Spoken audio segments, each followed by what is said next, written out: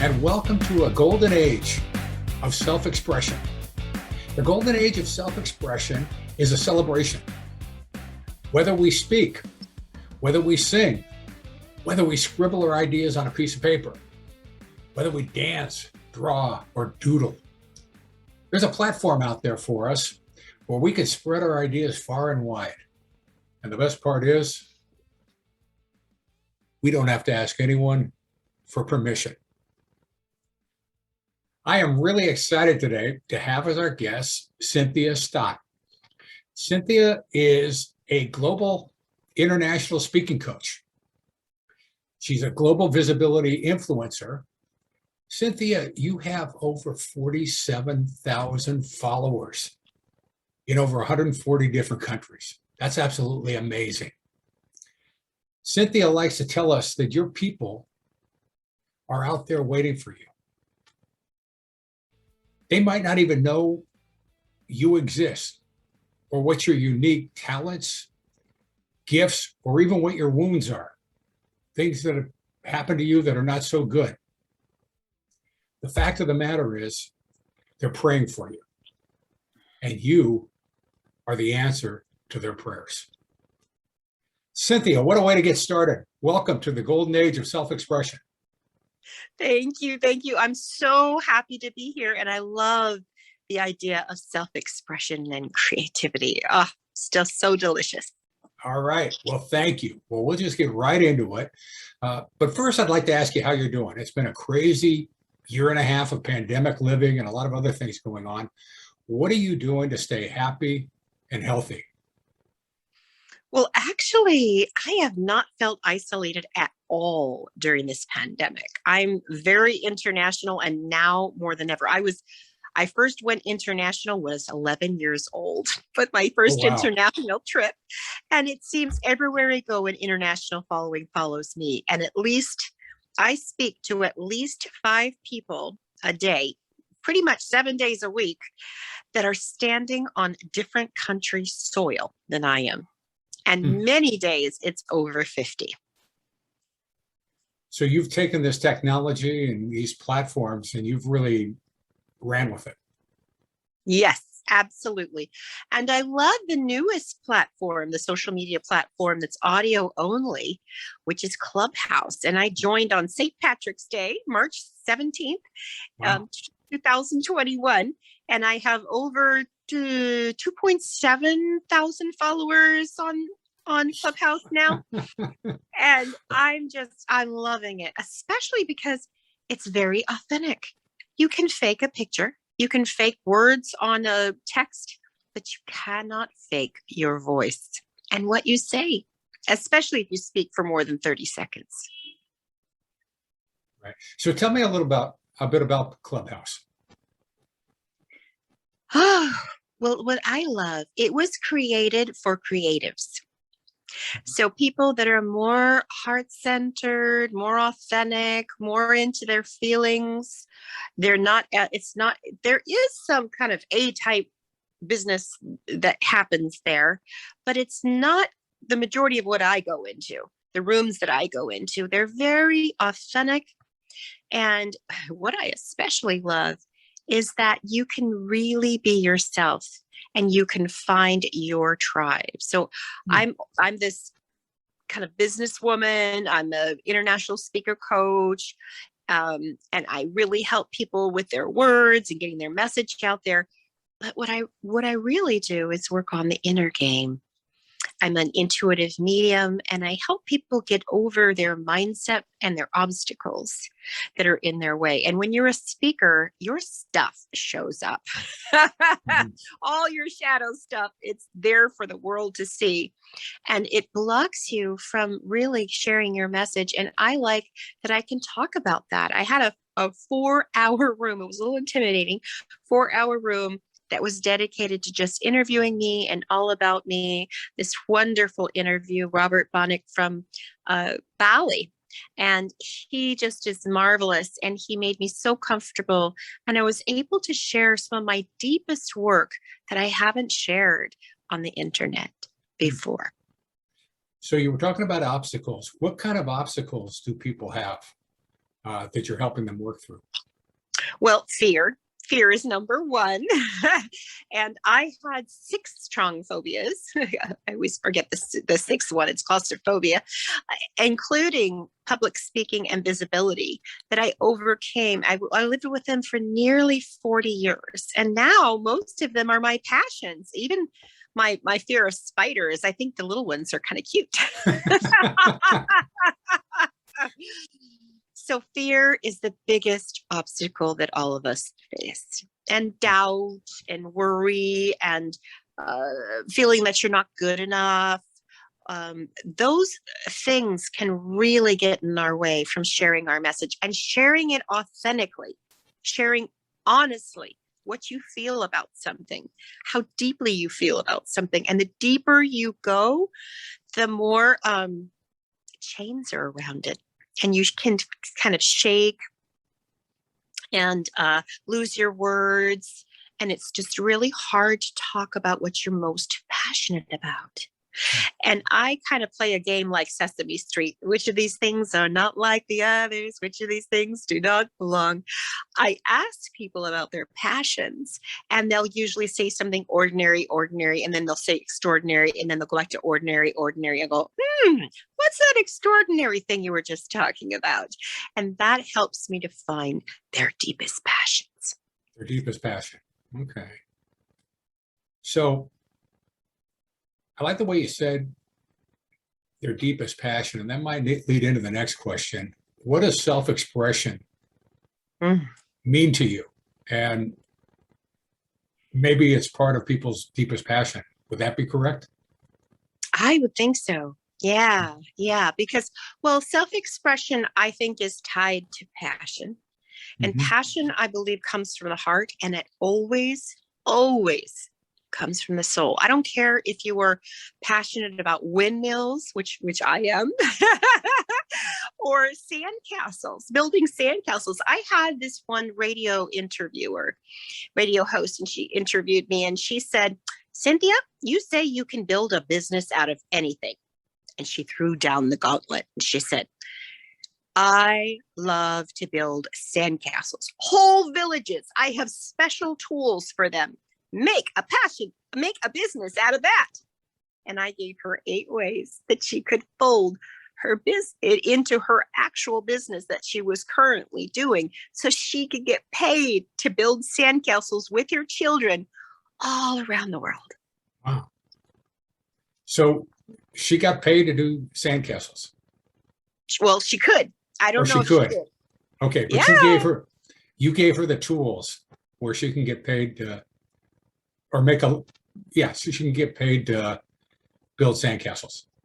That's interesting. That's interesting. Yes. If it's really your passion, it is coming from your soul. Yeah. And I think that passions, especially now in our current environment, are meant not to just be hobbies where we can relish them to maybe 10 hours a week that we can devote to them, but passions are really meant to be a center place in our world, which is work. I mean, if we can devote 40 hours a week or more to our passions, how wonderful a world that would be if everyone was doing their passion work. I've always been struck by the saying, "Do what you love and the money will follow." Yeah. Rather than maybe being a square peg in a round hole, if you're doing something you love, that could just sustain you. So, interesting. So you talked a little bit earlier about your fears and your phobias. Is there a specific event or a personal story that led you to your passion for self-expression? Yes. Good. Yes. Like most people, if you're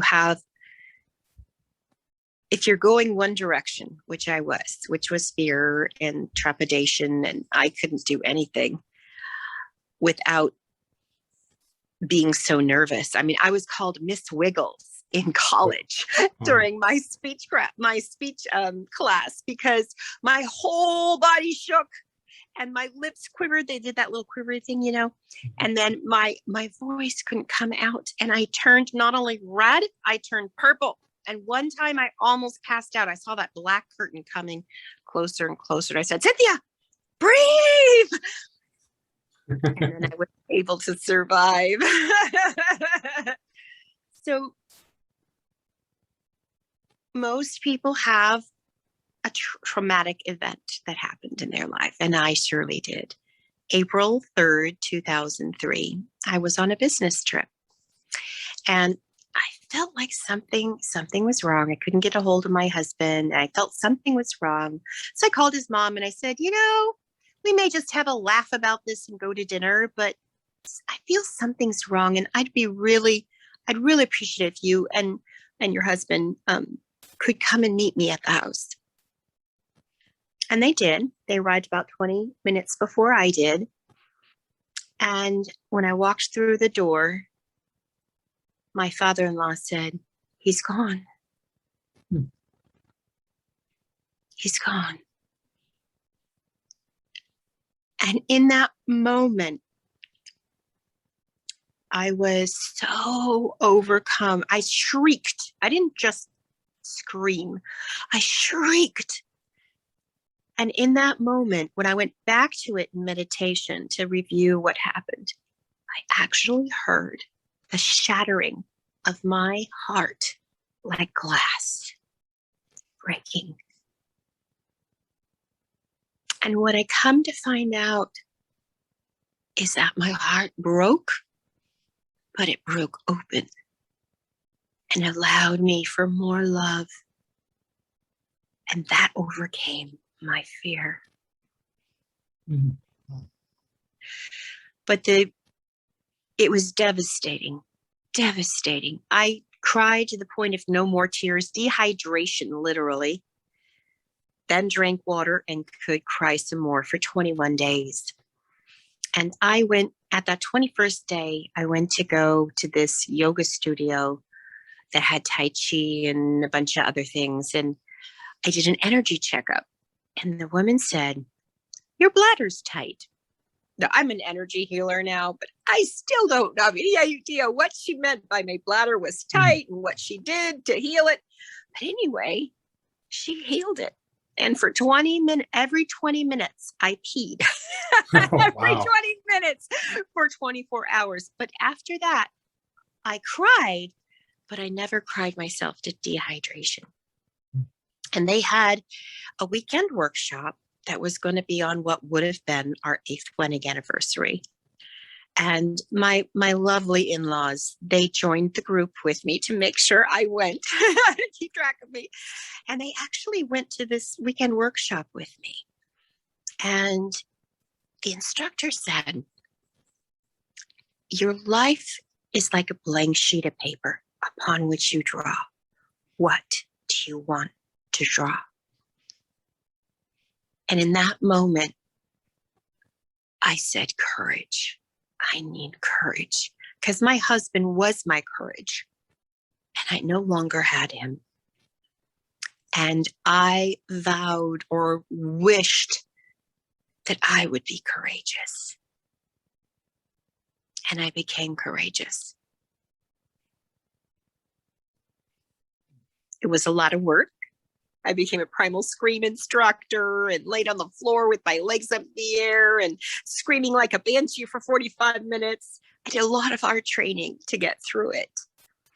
But I was coming down Airport Mesa in Sedona, Arizona, and it's a sheer cliff, 1,500 feet down drop. And I was coming down the mountain and I went, I'm no longer afraid of heights. I did yoga positions right on the edge of the mountain. And I'm like, I'm supposed to be afraid of heights. I had a huge identity crisis because the first time in my life, I was no longer afraid. And most of my, as I said, most of my passions, most of my phobias turned into my passions. And that was significant. That kind of happened gradually, but that was about September of 2004. So a year and a half about that it took. And I did such strong training that I said to God once, I said, I did such strong training. Nobody is going to follow what I did. It would kill them. Mm. Damn near killed me. What can I do to make it easier for me and also for the people that will follow me, that I can show them the way? Because I know I'm not the only one full of fear. And I needed to find an easier way. And I did. I sure did. That is powerful. Very powerful. So you talk to people about finding their unique gifts, and you covered a lot in what you talked about as your journey after the passing of your husband.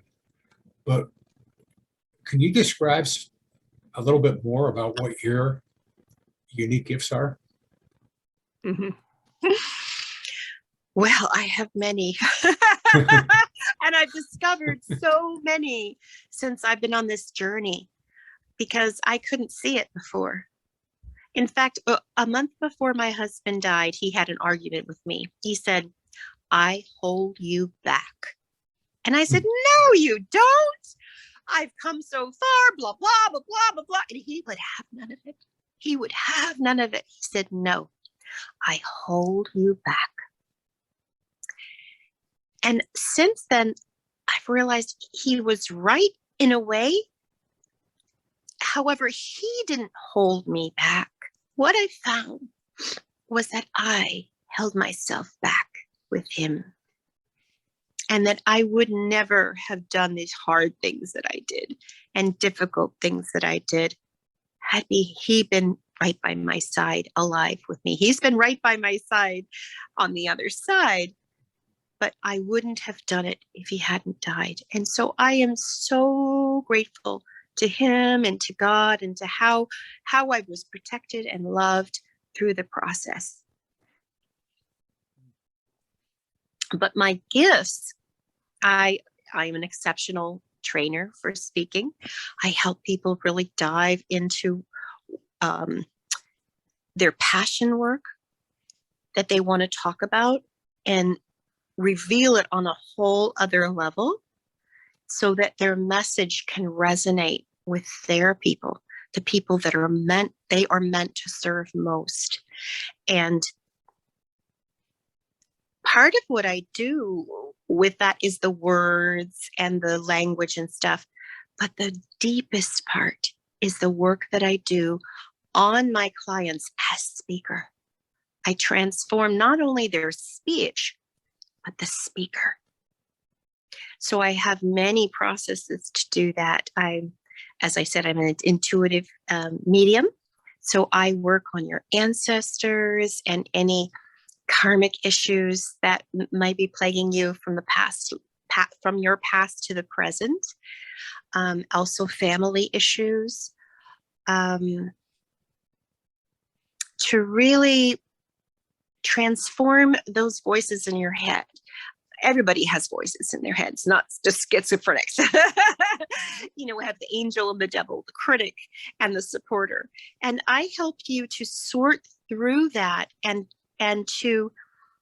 I think that those voices come in two varieties. One is your ego parts that have broken off from you, dissociated from you, and you need to reintegrate them to you so you can learn their wisdom and they can work better with you and you can be more whole and complete. And then there's other parts that are what I call either alternate energies or even entities that are in your space, in your, even your aura space, that are not you. Maybe they're the voice of a grandfather or some sort of ancestral spirit, or maybe they're just some harsh critic that really, really hates you. And that's usually the test, the litmus test for me to decide if that is a part of you that was just broken off and separated, and you need to kind of have couples counseling and reintegrate them, or if they're another part and they need to be shown the door, but it's not just the door. I reintegrate them into the light so that they can go to their next highest level, their next consciousness, their next place that they can go to. And I do all of my work for the highest and best good for me, for my client, for all concerned, for all humanity and beings everywhere, for the whole creation. Because I don't believe in doing anything in darkness, anything in fear or anger. I do everything in light and for the good of all, including those other entities, or they may be resistant. They may not want to leave. They may not want to go to the light, but I just, pour on more light to the ordinary humans so they feel a little more uncomfortable and less resistant to going to that light. And then I offer them support, guides and guardians that will help transition them to the light so they can go to their next place for them. And so it becomes I believe, becomes win-win for everyone. So as it gets more difficult, you just provide more light. And love. Yes. Makes sense. More Light and love. Compassion. Yeah. And usually when they're resistant, underneath that is fear. They feel, oh my gosh, I'm going to be punished for all that I've done. And in my system, it's not punishment that's awaiting them on the other side. It's forgiveness. It's reintegrating them into love light so that they can be more of what they are meant to be.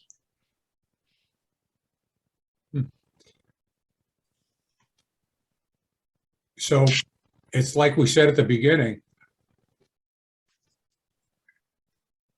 their people are waiting for them, and they're the answer to their people's prayers. Yeah. So you talked a little bit about Clubhouse, and Clubhouse is one of the newest platforms. You've been on it for a few months. What are some of the other platforms where you're delivering your message and expressing yourself? Well, Facebook is the closest to my heart. That's where I can share more deeply and authentically. I also have a large following on Twitter. I think it's 22,000 right now. Wow. Actually, the only person who I took one class on Twitter to find out what a hashtag was. Oh. And the rest was God. God literally whispered hashtags in my ears. And when I finally thought I better do something about this Twitter, I was on it for a couple of years before I went, let's do something about this. And when I was focused, in 6 months, I got 10,000 followers. And in the next 6 months, I got another 10,000 followers because God was literally whispering hashtags in my ears. In fact, one of my clients, her very, very first tweet ever, you can look on her Twitter and it's the very first one, was about was abused as a child. At 14 months, she was adopted by a family, shaken baby syndrome, and bashed her head against the wall. And because of that, she became legally blind. So she is focused on child abuse awareness and prevention. And she was doing a one-woman show in Silicon Valley in California. And we tweeted it. And because of the hashtags we used, it was retweeted by an organization in Africa to end child marriage. So that's the power. Right. That's really making a difference. It's really making a difference. Who knew that God knew about hashtags and Twitter? Right. How about that? But How about that? That's the shortcut. Right. So you're very creative and you do a lot of exploring on different platforms. Are there other ways that the pandemic forced you to find some unique ways in expressing yourself? You're going to love this. I'm going to love this. I, I became a COVID cook. A COVID cook. I was always on the go before, and so I was never cooking for myself. I mean, never cooking for myself. People like, yeah, Cynthia, she won't be cooking. And now I stay home, and I'm just delighted to discover cooking. And I have a brother-in-law that's a fantastic cook. And I cooked a meal the other day, and I went, this is as good as Froni's cooking. Yeah. It was really fabulous. I'm getting very self-expressive, very exploring with my spices and combining different things, sweet and hot, and Asian, American. Just it's very becoming fusion, and I'm really, really enjoying it. Well, that's definitely a way of expressing yourself. And I was just thinking about how I start the show. Whether you speak, sing, or scribble your ideas on a piece of paper, whether you dance, draw, or doodle. How about whether you grill, bake, or cook? There's a platform for you to express yourself. But I think I'm going to add that because cooking. My son's an executive chef, so cooking is a way to express yourself. So very good. I like that, and I'm going to borrow that from you. Is that okay? Yes, absolutely. And I right. love dancing. And dancing was actually one of my 6 phobias. I would dance in the dark, in the corner, hoping nobody would see. And now I'm internationally known for dancing on stage. All right. I like that. I like that.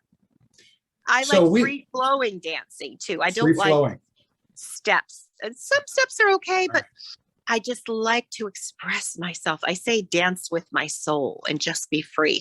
My favorite form of dancing is the wave with Gabrielle Roth. She created the 5 rhythms. Have you ever heard of that? It's ecstatic dancing. I don't know that one. No. Oh, it's like meditation in motion. And it really gets you deep down inside. And there's one of the 5 rhythms is chaos, and it's like the primal drumming. And that really like opens something in you. And when I get down to the stillness, if I've had a really good dance, I can still feel the chaos deep inside me. You can still feel the chaos. The drumming, yes. The drumming chaos. The drumming chaos, the primal drumming. Interesting. Beautiful. Well, you've completely reinvented yourself from the days when you were fearful. What would you tell someone who right now is having trouble finding their voice?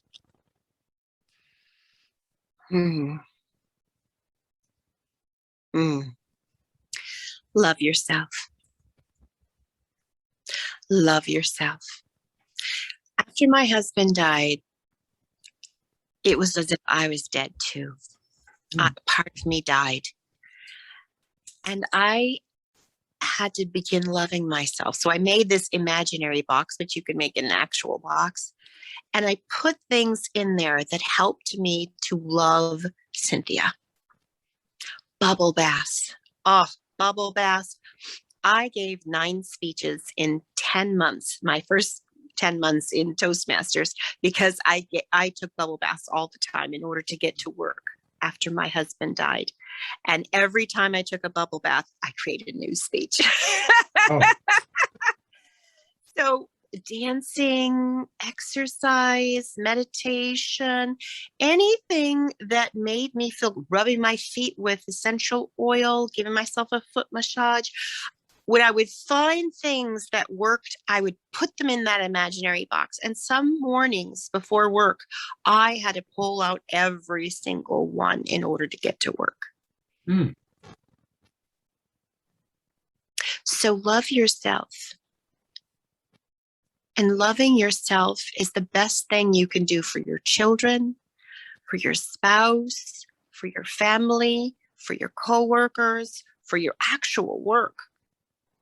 Loving yourself is the most important thing you can do in your entire life. Love yourself. That's a great takeaway from today's conversation. So, And I use love as a verb. oh, as a verb, okay. So it's taking action towards yourself that is loving. All right. Well, fantastic. So your life has evolved in so many ways. What's next for you? What's on your bucket list? Oh, my bucket list. Well, one of my metaphysical tools is what I call the golden mask of authenticity. And it was given to me without instruction, as many metaphysical tools are, just popped out at me. And all I knew was it was for an audience. And so I was at the Federal Reserve, still working at the Federal Reserve, at a Home Mortgage Disclosure Act public hearing with about 150 people, including reporters, people from the Board of Governors. So it was a really fancy meeting, and I wasn't speaking in it. And I just sat in my chair without my eyes closed, not looking like I was meditating, but I was. And I brought that golden mask of authenticity. I didn't even know its name. This is when I found its name. And when I used it, the bankers and community representatives were introducing themselves. And when it got to the last community representative up on stage, he said, I can't believe I'm saying this. I believe with Mr. Big Banker here about what we should do. I believe, and he believes, that we should collect more mortgage data. The only difference is that he believes it will show they're not discriminating. I believe it will show that they are. But nevertheless, we agree. And at that point, one of the guys on stage, I don't even know who he was, but he was important. He said, what's going on here? This is a love fest. We used that word, love fest. Love fest. He couldn't believe it. Love fest. He was there for a fight. He was there for fear, but love overcame. And what the woman from the Board of Governors of the Federal Reserve in Washington, D.C. said, this didn't happen in Atlanta. And I knew that my presence there changed the dialogue. It changed it so that it was authentic. And what that golden mask of authenticity does is it burns away all other masks, and your truth that is in your heart, kind of like Wonder Woman, comes out of your mouth. And it makes negotiations so much simpler. And at that day, I vowed that one day I would like to negotiate a peace treaty between nations. That's on my bucket list. That's your bucket list. Well, I've got 3 takeaways. You're the answer to your people's prayers. Love yourself. And the golden mask of Authenticity.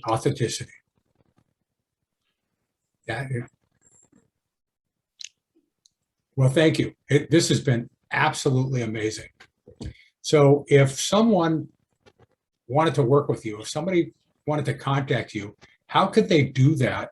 And what could they expect? Best way is to email me. My name, my first and last name, dtm@gmail.com. Cynthia Stott, S-T-O-T-T, DTM for Distinguished Toastmaster. At gmail.com. Cynthia Stott, DTM@gmail.com. Right. That's the best way. And how we can work together. I have lots of group programs. And one of which now I'm doing is called The 4 Elements of a World Champion Speech. And the 4 elements are inspiration, vulnerability. Oh, that's delicious. I wish I had more time to talk about vulnerability. And humor and a twist. Something unique, unusual, unexpected. And I go over those 4 things actually in a workbook and audio in a meditation so that you can actually have your message that's laid on your heart help. Your soul helps you to write it. So you do a meditation. I guide you through a meditation, and your intuition, your soul, your guidance committee, they all help you to find out what that message is and how to make it more inspiring, more vulnerable, more humorous, and what your twist is. And then we have a group class where you can share your story and get feedback on it from me and also from your compatriots that are on there. And the vulnerability part really unifies you. And it's amazing the depths that people go to because they're spurred on by each other. That's interesting. Well, I encourage anyone out there that's listening and enjoyed the show today to contact Cynthia. And Cynthia, you mentioned DTM in your email address, Distinguished Toastmaster. I have to tell you, that's a really big deal. Toastmasters is a communication and leadership organization, and being a DTM means that Cynthia excelled in both areas. She excelled in communication. She took on a great deal of leadership roles. She's still taking on leadership roles at Toastmasters.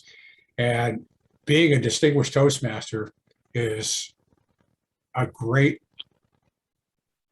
accomplishment. So congratulations, Cynthia. Thank you. So I appreciate you being on the show today. It's been a lot of fun, very eye-opening. And I also appreciate all of you that listened and watched. You can also find out more about the golden age of self-expression by going to our website. Our website is productivediscourse.home.blog. At the website, you'll find out how you can contact me. And you can also find out how you can reach me if you'd like me to speak at your service club, community organization, religious group, or your Toastmasters club. I love visiting Toastmasters clubs. We're going to be back again next week for another episode of the Golden Age of Self-Expression. But in the meantime, please like, share, comment, subscribe so this message can go far and wide, and we'll find that shining needle of common ground in that haystack.